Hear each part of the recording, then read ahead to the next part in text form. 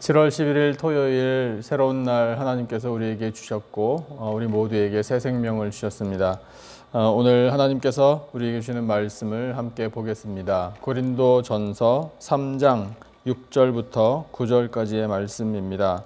고린도전서 3장 6절로 9절까지의 말씀. 신약성경 제가 가진 성경으로 266페이지에 있습니다.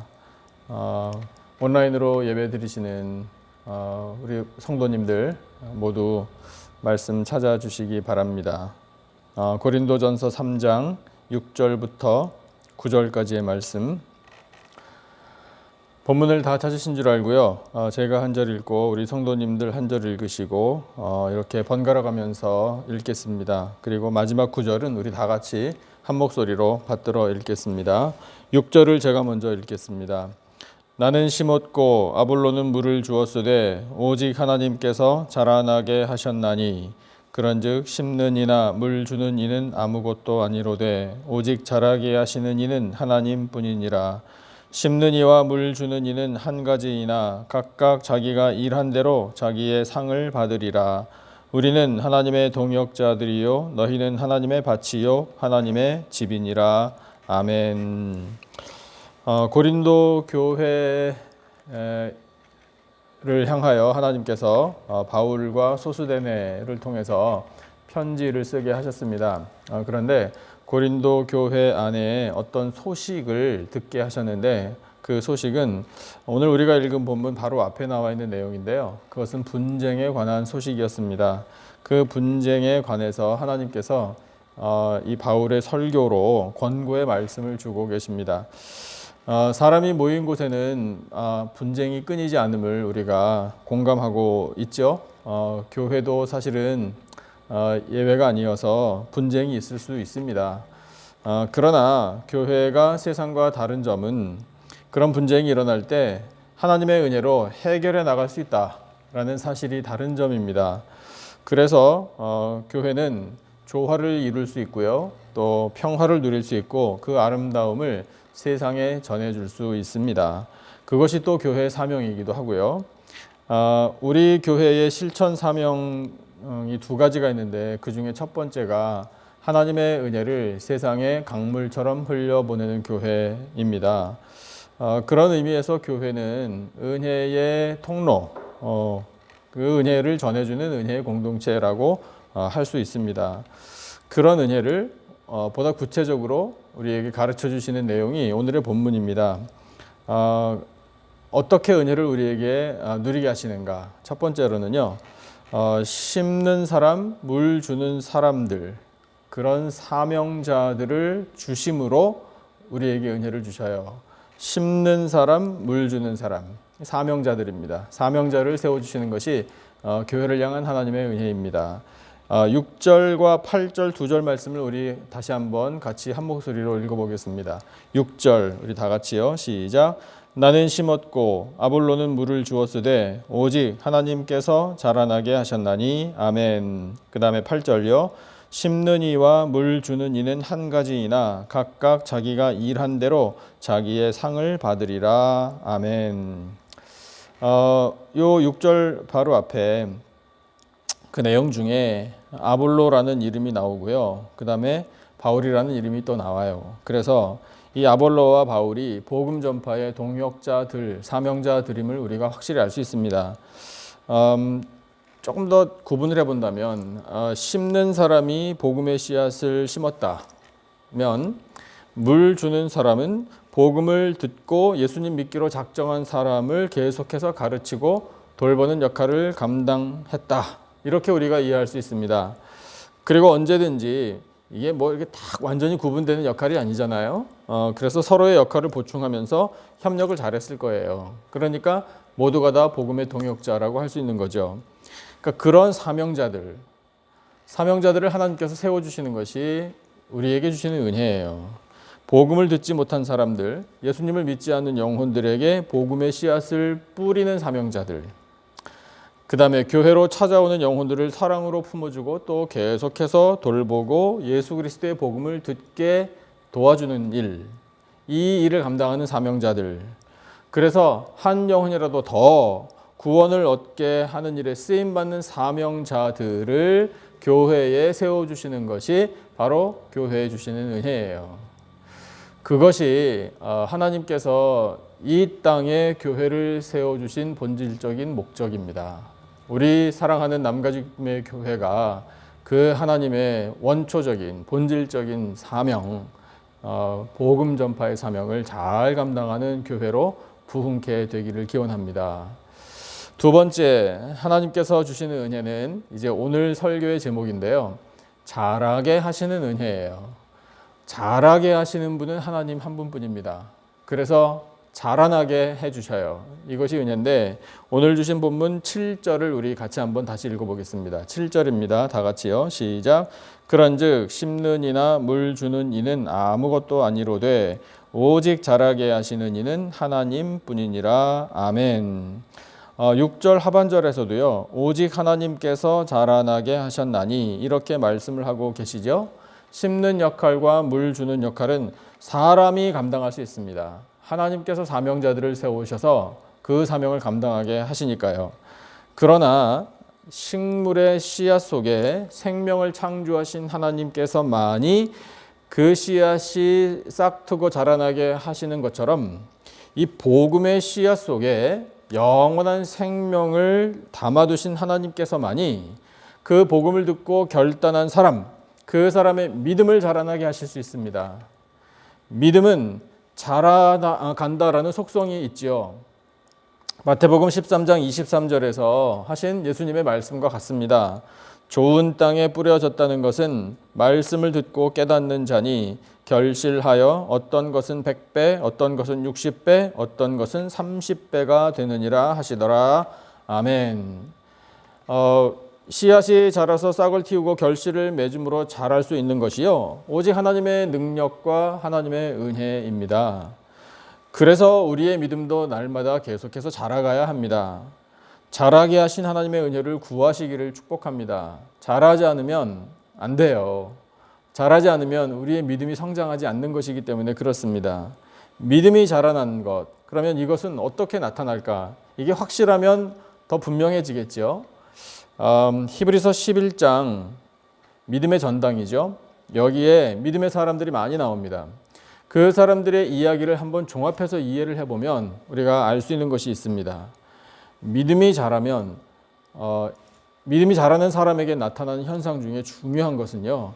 인내가 깊어진다라는 거예요. 인내하지 못하는 것에 대해서 나는 원래 성격이 급해서 못 참는다. 뭐 이런 식으로 스스로 합리화해봐야 하나님께 인정받지 못합니다. 급한 성격도요. 믿음이 자라면 차분해질 수 있어요. 그게 하나님의 은혜죠. 사람이 변하는 게 하나님의 은혜 아니겠습니까? 고통이 찾아와도요. 더욱더 인내를 할 수 있는 것은 이 고통 후에 주실 하나님의 평안을 믿기 때문 아니겠습니까? 그러니까 예수님께서 우리에게 각자 자기의 십자가를 지고 예수님을 따라오라고 말씀하셨어요. 그러면 예수님께서 가신 길이 어떤 길입니까? 십자가의 길이잖아요. 그 십자가의 길은 고통과 모욕과 죽음이 기다리는 길입니다. 하지만 그 십자가의 길 끝에 죽음의 언덕인 이 골고다 언덕 위에 도리어 부활이 있습니다. 예수님을 따라 십자가 길을 걸어갈 때 우리에게 필요한 것이 바로 이 인내라는 거예요. 인내하지 못하면 그 길을 끝까지 따라가지 못할 거예요. 하지만 인내하면 그 길을 끝까지 따라갈 수 있습니다. 그렇게 끝까지 따라갈 수 있는 것이 믿음이 자라가는 거예요. 우리의 믿음이 자라도록 하여 주시는 것이 하나님의 크신 은혜입니다. 자라나게 하신 하나님, 성장시켜 주시는 하나님의 은혜로 날마다 믿음이 견고하게 성장하고 끝까지 인내하여 영광에 이르는 우리 모두가 되시기를 예수님의 이름으로 축복합니다. 세 번째 은혜 있어요. 그것은 하나님의 밭, 하나님의 집을 세워 주신다라는 은혜예요. 하나님의 밭, 하나님의 집이라는 이 단어를 오늘 말씀에서 우리가 대할 수 있습니다. 9절 우리 다 같이 한 절 같이 읽어보겠습니다. 9절 말씀입니다. 한 목소리로요. 시작. 우리는 하나님의 동역자들이요 너희는 하나님의 밭이요 하나님의 집이니라. 아멘. 예, 하나님의 동역자들에 관한 소개는 이미 앞에서 우리가 다 받았어요. 우리들도 하나님의 동역자들임을 깨닫게 됩니다. 이제 하나님의 동역자들을 세워주심과 함께 하나님께서는 하나님의 밭, 하나님의 집을 세워주십니다. 하나님의 밭이라, 하나님의 집이라 이 단어의 뜻, 그 핵심에는 무엇이 있을까요? 다름 아닌 하나님의 임재가 들어있어요. 하나님께서 계신 곳, 거기가 바로 하나님의 밭이요 하나님의 집입니다. 그런데 하나님께서 홀로 계시지 않고요, 하나님의 동역자들을 부르셔서 그 동역자들과 함께 하나님의 밭, 하나님의 집을 세워주셔요. 이 말씀을 듣고 있는 우리 모두가 다 하나님의 동역자들 아닙니까? 그래서 우리가 같은 마음을 품고요, 한 믿음을 갖고요, 한 주님이신 예수 그리스도를 섬기고요, 하나의 복음을 전파하며 서로 사랑합니다. 그럴 때에 이 하나님의 임재 가운데에 영광된 하나님의 밭, 하나님의 집을 세워가시는 은혜를 누리게 되는 거예요. 하나님께서는요, 복음을 심는 역할과 물 주는 역할을 감당하는 사명자들을 세워주십니다. 그 사명자들이 바로 이 시대에 부름받은 우리들입니다. 복음의 씨앗이 뿌려진 영혼들 속에 믿음이 자라나게 하여 주십니다. 믿음이 자라나는 것은 오직 하나님의 능력, 하나님의 은혜입니다. 하나님께서 임재하시는 하나님의 밭, 하나님의 집인 교회를 세워가시는데 하나님의 동역자들을 부르셔서 함께 세워주십니다. 함께 세워주시는 이 하나님의 밭, 하나님의 집의 좋은 본보기가 바로 우리 남가죽의 교회입니다. 그렇게 우리 각자에게, 우리 모두에게, 또한 우리 교회에 은혜 내려주신 하나님께 감사함으로 영광을 올려드리고 믿음으로 승리하는 우리 모두가 되시기를 예수님의 존귀하신 이름으로 축원합니다.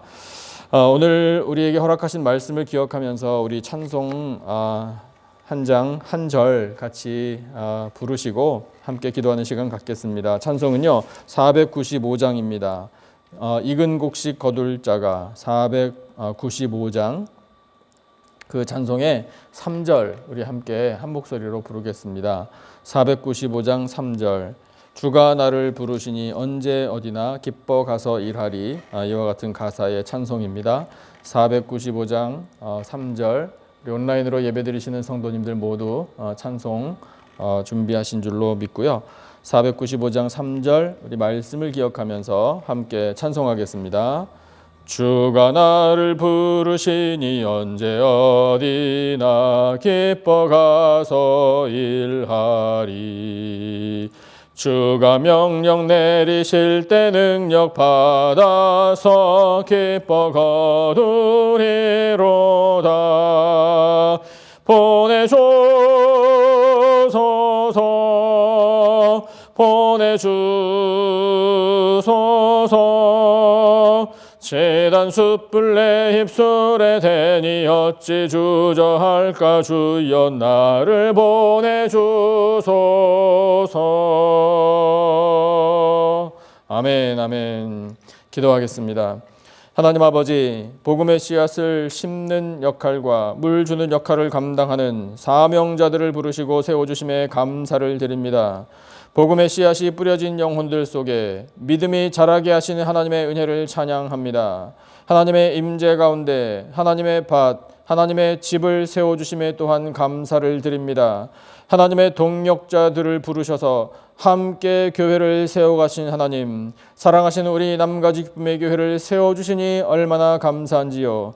우리 교회가 하나님의 은혜를 세상의 강물처럼 흘려보내기를 원합니다. 예수 그리스도의 이름이 높임 받으시기를 원합니다. 성령이여 충만한 은혜 베풀어 주시옵소서. 사랑하시는 성도들이 성전에서 또한 삶의 자리에서 예배를 드릴 때에 영이신 하나님을 만나게 하여 주시고 감사의 예배를 통하여 영광 받아 주시옵소서. 성경 통독의 모든 성도들이 참여하여 꿀과 송이꿀보다 더 단 말씀을 듣게 하여 주시고 말씀 속에서 하나님의 뜻을 깨닫는 기쁨을 누리게 하여 주시옵소서. 사랑하시는 성도들의 가정들마다 천국의 기쁨과 행복이 넘쳐나기를 원합니다. 예수님 잘 믿고 섬김으로 그 생명의 향기가 가득가득 넘쳐나게 하여 주시옵소서. 하나님, 사업체와 직장을 하나님 손에 온전히 맡겨드립니다. 그 믿음으로 어려움들을 이겨낼 줄로 믿습니다. 피해를 당한 곳 하나님 잘